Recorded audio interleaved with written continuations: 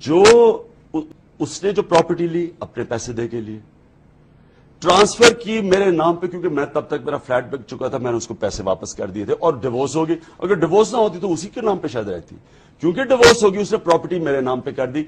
بینامی کا مطلب یہ ہے کہ اگر کسی کے نام پہ پراپرٹی لی جائے اور اس نے اس کے پیسے اپنے نام پہ پراپرٹی لے لی، اس کے بعد میں نے اسے پیسہ واپس کیا، ڈیوورس ہی میرے نام پہ کر دی، بینامی کیسے ہوگی؟ وہ اس لیے بینامی ہوگی خان صاحب، وہ خود کہتی ہے۔ وہ کہہ نہیں رہی، وہ اس نے کسی کو ایفیڈیوٹ دیا، اس نے کیونکہ وہ تو انگلینڈ میں بیٹھی ہوئی تھی، ٹرانسفر پراپرٹی یہاں کسی نے کرنی تھی، کاغذی کاروائی یہاں کرنی تھی، جو وکیل ہائر کیا ہوگا مجھے نہیں پتا اس نے کیا کیا، لیکن فیکٹس تو آپ کے سامنے ہیں۔ یہ برطانوی وکیل ہے، وہ برطانوی وکیل نہیں ہے، وہ انگلینڈ میں بیٹھی ہوئی تھی، انہوں نے ایفیڈیوٹ دیا ہے سیف اللہ نیازی کو۔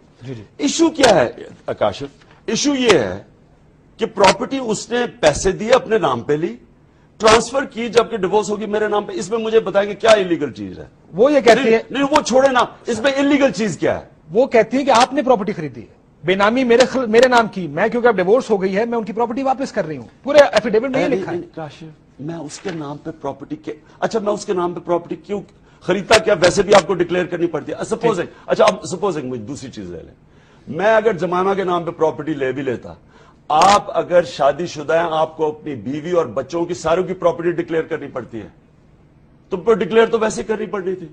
تو مجھے یہ ایشو بتائیں اس میں، اگر یہ بینامی اس لیے کرتے ہیں ٹیکس بچانے کے لیے، مجھے یہ بتائیں کہ اس میں بینامی کیسے، اس میں مجھے فائدہ کیا ہونا تھا کہ اس کے نام پہ پراپرٹی لینا؟ وہ مجھے ویسے بھی ڈکلیئر کرنی پڑنی تھی۔ وہ آپ نے ڈکلیئر 2002 کے اس میں اپنی سٹیٹمنٹ تو نہیں، تو وہ اس لیے نہیں کی کیونکہ وہ میرے نام پہ نہیں تھی، جب میری ڈیوورس ہوئی تو میرے نام پہ آئی نا۔ آپ کہہ رہے ہیں کہ بیوی کی ڈکلیئر کرنی پڑتی ہے، 2002 میں جو آپ نے گوشوارہ سبمٹ کرایا وہ ایکچولی فیکچولی جمائمہ کے نام پہ تھی، جمائمہ کی پراپرٹی تھی، پیسے اس نے دیے تھے، تو میں اپنے گوشوارے میں کیسے ڈکلیئر کر دیتا؟ ابھی آپ نے کہا نا کہ جی بیوی کے ڈکلیئر کرنے پڑتے ہیں۔ نہیں کاشف،